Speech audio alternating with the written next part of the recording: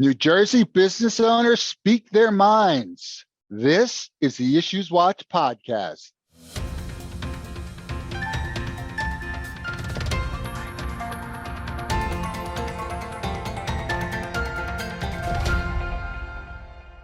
Hi, I'm Jeff Kazerman, Vice President of Government Relations at the New Jersey Society of CPAs, and welcome to the Issues Watch podcast. All is not rosy for the business community in Garden State. Businesses are being hit hard by national economic trends, such as inflation, as well as New Jersey-specific problems like high taxes and regulatory overkill. Today, we're going to talk with Michele Siekerka, President and CEO of the New Jersey Business and Industry Association, about their recently released Business Outlook Survey, which is an annual survey in which they poll their members about business conditions in the current year and what they expect for the upcoming year. And let's just say that the respondents felt that 2022 was not exactly a banner year, and they are not expecting 2023 to be one either. But I'll let Michele fill you in on that. Welcome, Michele. Great to see you, Jeff. What I'd like to do first is get a sense of what your members think 2023 will be like from a national economic perspective, and then drill down to their more specific concerns related to New Jersey. And let's also examine what they feel state government should be doing or not doing to improve the economic climate in New Jersey. But before we take a look at 2023, let's take a quick look at what they thought of 2022. Was it a bad year, a good year, somewhere in between? Was business back to pre-COVID levels? So yeah, let's start there. No, we're not back to pre-COVID levels, but we're doing better. So 2022 definitely was on the upside for business, but it was on the upside for, as I say, for things that business can control, things that are actually within their absolute control versus externalities that impact them. Okay, so, did sales increase? Yes, they did, but not to pre-pandemic. Workforce better? Yes, but not to pre-pandemic. Everything on the right move, but still not the numbers that we want to see where we were at as a extremely strong economy back in 2019. Okay, so even though the market was doing very well, I guess in 2021, that didn't actually translate into a completely recovered economy. No, but I think it depends on the industry, Jeff, to be honest. It really depends on it. Some industries did, exceptionally well because of the market. But if we're going to talk about really, mid-sized business, frontline business, Main Street business, they continue to struggle. Our corporations were holding their own, with the exception of extreme workforce challenges, right? But on profit and loss, they were holding their own. Banks were, had a good year. So I think it depends on the industry. Got it. Small businesses hit harder. Absolutely. So let me ask you the $64,000 question. Do your members feel that we're already in a recession or heading towards one? If yes, do they expect it to be a tough or mild recession? So, it's very close. People are all across the board on this. And again, I think it depends on where you're coming from and how these numbers, inflation is affecting you. I think everyone remains cautiously optimistic, but I think that caution has become a little more conservative, meaning a little more fearful going in. And again, I think businesses are looking at what I can control versus what is government gonna drive at me. And at the heart of our annual Business Outlook Survey really is how New Jersey businesses feel government impacts their ability to do business, especially here in the state of New Jersey. And then that gets exacerbated by things like inflation and potential recession. Yeah, as if we don't already have enough problems. Exactly. So what are their biggest worries, taking a look at the survey? What do you feel their biggest worries were regarding national economic trends? We mentioned inflation, supply chain issues, workforce shortage, all of these things. Anything that really stands out? No, I would say, you hit from a national perspective, right? That's affecting everyone pretty equally across the bar. When we bring that back to New Jersey, the key issue is affordability or lack thereof. And Right. what was resounding is that New Jersey policymakers have not done enough to address affordability for New Jersey business. Overwhelming response. And going into 2023, that creates somewhat of the pessimism, feeling that our policymakers just aren't paying attention to what affordability means to a business owner and running a business in the state of New Jersey. Yes. I know there was, when they started talking, when the lawmakers after the last election started talking about affordability, that became the buzzword. And I know we were all hopeful that that would apply to the business community as well as individuals. But I think it became clear pretty quickly that it was not going to apply to businesses. And maybe you would just want to speak to that for a minute or two, like how could the state, or what could the state have done, or I guess they still can, for businesses that they're not doing? Well, what they could do is exactly what the business community responded that they should do. Taxes, taxes, taxes. Okay. Right. Let's address corporate business tax, income tax, property tax. So what could we have done already in 2022 and the budget, the fiscal year budget? Well, we could think about property tax. Our policymakers were very happy to talk about the anchor program, right? The anchor program, by all suggestions, was a property relief program, not a property tax reform program. Difference, right? Relief is we'll give you something back. Reform is we change the process. But the key to the anchor program is it provides relief for a homeowner or a renter. Okay. It was nice that it expanded the old homestead rebate to renters. That's great for our younger generation who's renting in a very high cost state, and this will be helpful to them. However, let's remember, New Jersey businesses pay 50% of the property taxes here in the state of New Jersey. And the anchor program did not provide any relief or rebate to business owners who are paying almost 50% of those property taxes. So that's number one we could have done. We could have included something in anchor to bring relief to business owners who are property tax payers. Okay. Second thing we could have done on taxes is we could have provided some relief to our unemployment insurance trust fund. And this gets a little weedy and wonky, and we don't want to go there, right? We'll keep it at the high level, but any employer who employs a workforce pays an unemployment insurance trust fund tax through payroll. And employees contribute to that as well, right? However, on the employer side, as we know, during COVID, we were caused to send our workforce home. New Jersey closed first, and we stayed closed the longest. And our trust fund became bankrupt as a result of that. Basically, we had to borrow money from the federal government, okay? And so therefore, there's a strain on that.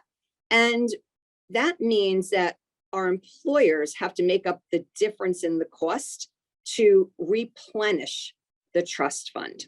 What we asked was that over a 3-year period, rather than a tax increase to those who have to pay the unemployment insurance tax, that we use some of our federal rescue money in order to offset that for New Jersey employers, right?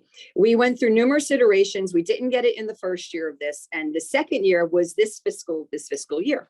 So let's go to the day that the budget was getting struck. Let's go to June 30th, 2022. And the legislature, thank you very much, the Assembly passed a bill that would have brought about $300 million of relief to the trust fund to avoid a tax to these employers for this next fiscal year, okay? And the Senate had a bill moving through, but unfortunately in the 11th hour, that bill never made it through, and the budget went through without that relief.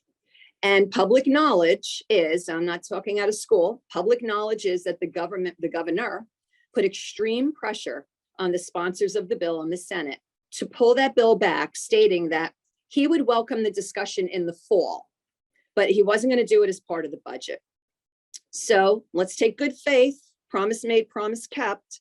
I will tell you the first day of fall was September 22nd, right? What do you think my first action, Jeff, that day was? I sent an email. Call the governor's office. Front office, right? first day of fall, when do we have the meeting? And we were told that basically we don't have the appetite to take that up right now. Okay, that was a blow and unfair. All right, at least engage the discussion. So we continue to advocate for that going into this next budget cycle. The legislature is on board with us. At our Right. policy forum just a few weeks ago, right, our legislative leadership said that they have the desire and the will to take this back up during the budget discussion, if not before, and they're hoping to see some movement. So we as a business community and as a stakeholder in this process need to be very firm and stern how important this is, or else this would mean a third year of a tax increase on New Jersey employers when the governor said no new taxes for the last 2 years. Yeah, I hate to say it, but I think the whole unemployment insurance fund and the lack of funding and the governor holding it up is sort of emblematic of everything that has happened over the last 4 or 5 years, especially like, let's say during COVID, billions and billions and billions of dollars coming in during COVID. We still have, what is it, $4 or $6 billion in surplus. Yet, in my opinion, the amount of money that went to help small businesses, I'm not talking about corporations, with grants and so on, was really a pittance. What, 200 million, maybe 300 million over 2 years, though my numbers could be wrong. And then with all these billions, there's not 300 million a year for 3 years to help with the unemployment insurance fund. It just seems like a lot of lawmakers just don't really have businesses on their priority list. Let's be fair to the governor on the numbers, okay? Because the governor has publicly said, and I think we can track, about $1 billion throughout COVID to the business community. But that $1 billion was very, very targeted, and in 9 out of 10 programs oversubscribed on day one. So the need was much, much greater. But stay on that number for a minute. $1 billion, right? What was the total cost of the increase for the unemployment insurance trust fund over the 3 years? $1 billion.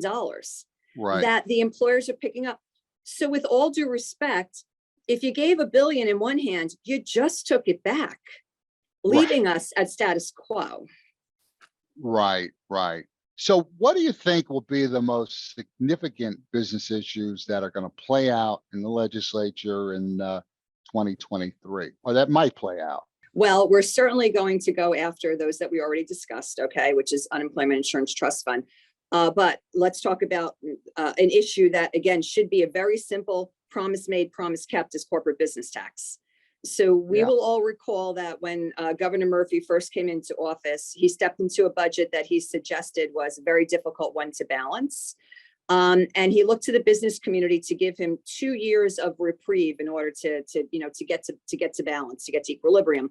And with that, put a surcharge on the corporate business tax of 2%, which took us from 9.5% of a corporate business tax to 11.5%.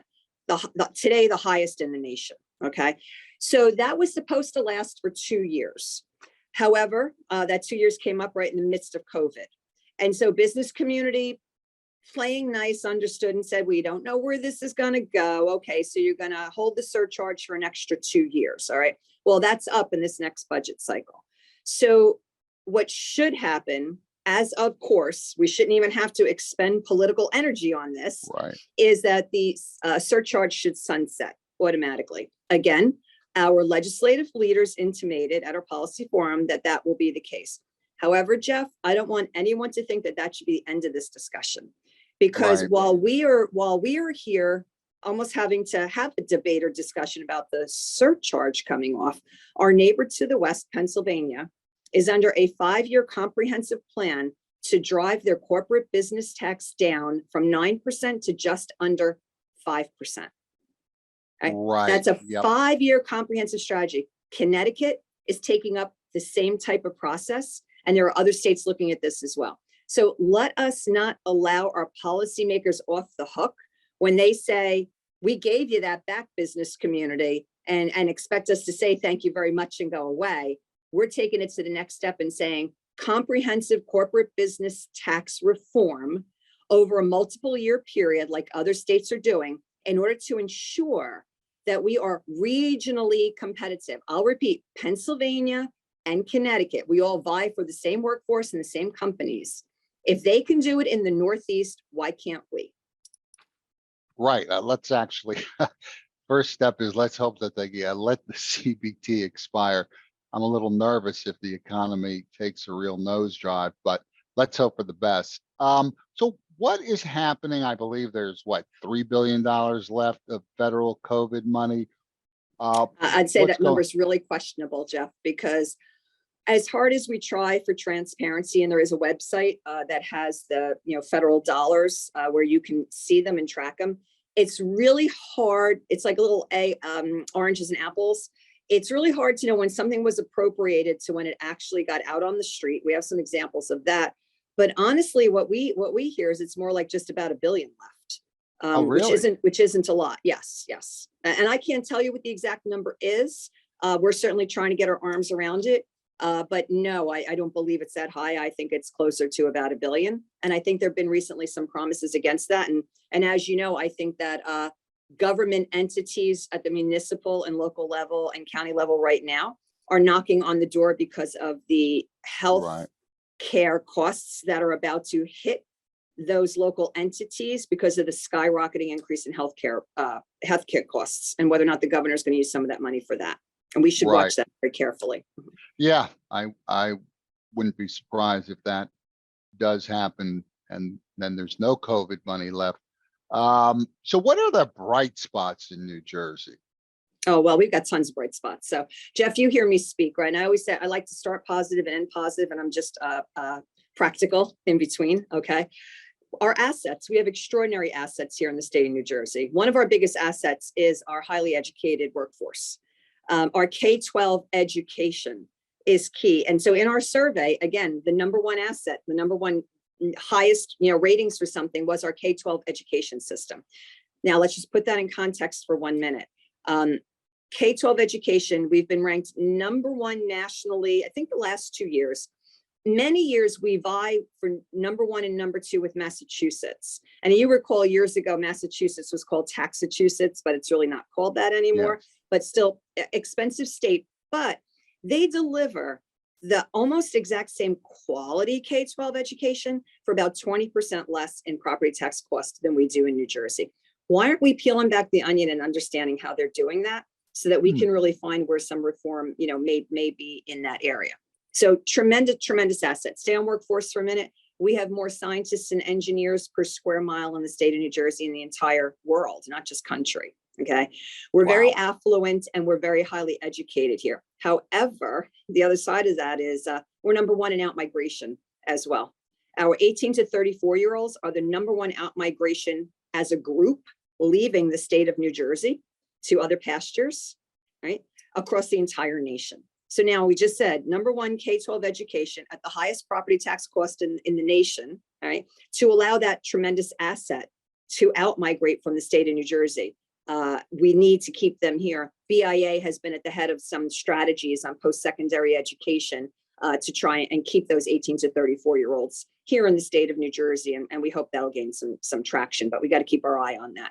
And then, of course, out migration of money. We're a very affluent state. People love to say we make millionaires every day in New Jersey. You know what I say to that? Applaud it, okay? Because those millionaires are spending money in this economy. But if we make millionaires every day in the state of New Jersey to choose to leave the state of New Jersey with their affluence, not coming back in our economy. Jeff, the last 15 years, we've lost $33 billion adjusted gross income out of the state of New Jersey. Well, one of the most alarming things that I saw in the survey was, I think it was, 60% or so of the respondents said that they are not going to stay in New Jersey when they retire. Which is about, I think we've done surveys of our members, and I think, I don't know, something like 70% have, with their fiduciary responsibilities, have told certain clients, you should move from New Jersey. So that is really scary because it is scary. That is really bad. And personally, I mean, it's anecdotal, but it seems like so many people I know, the minute they hit retirement, they're gone. or they move to Florida, get residency there, and then come up here for a few months, but they're not paying any taxes to New Jersey. So let me ask you this related to that question about bright spots. What is New Jersey government doing that's right, that is particularly helpful to businesses?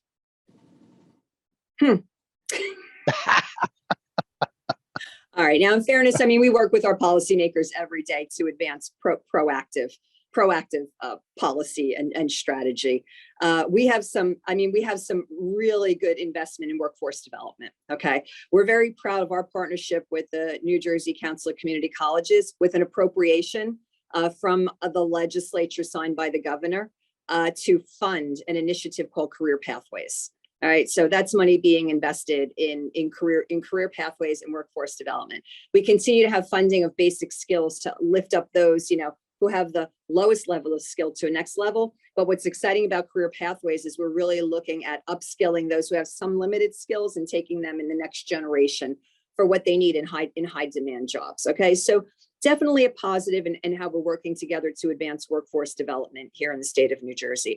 We're always very, very, very proud of our environment, meaning our land, air, and sea here in the state of New Jersey. We always get high marks for environmental consciousness. Now, that said, however, we can't overextend with significant outlier mandates to maintain those environmental standards. And in fact, we're so far ahead of so many other states when it comes to environmental standards like greenhouse gases and emissions and things like that.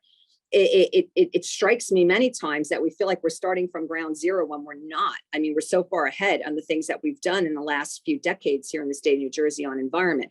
But we must approach environment in a very balanced way, right? Ensure that we're not overreaching too quickly to put mandates on where we don't have best available technology in order to deliver the types of retrofits, whether it be for stormwater or air emissions or anything like that, right?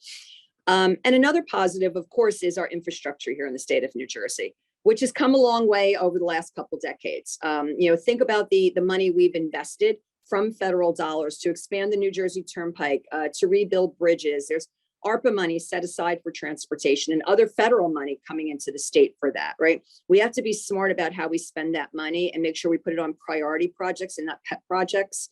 But our infrastructure is critically important. We are a through state, and we need to make sure that we can continue to provide access to our airport and our ports, because that's what makes commerce so significant. And that's what makes New Jersey a player in commerce, because we've got the port and we've got an airport in that whole region there that, frankly, within a 2-hour drive, you hit, millions, if not billion people, consumers, with through roads that can get you anywhere you need to be. Right.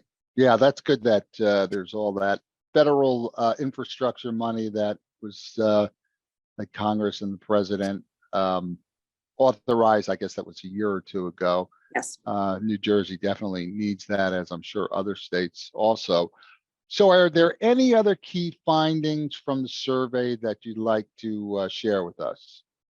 Well, just that when we go back to talking about affordability, right? I mean, the areas that are driving lack of affordability, cost of doing business, right? Rising costs of healthcare. If we just stop right there for one moment, cost of doing business. When we are continuing to emerge from not just the impact of COVID on our businesses and our economy, but the effects of inflation on top of that, the effects of supply chain, the effects of social issues and international political issues like wars and everything else, right? Now is the absolute wrong time to put more mandates on New Jersey businesses.